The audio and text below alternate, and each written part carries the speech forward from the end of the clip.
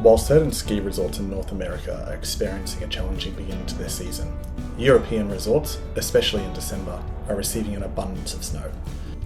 A storm system originating from the northwest of Europe is delivering strong winds and heavy snow, with accumulations of up to 1 metre or 40 inches to the Alpine ski areas.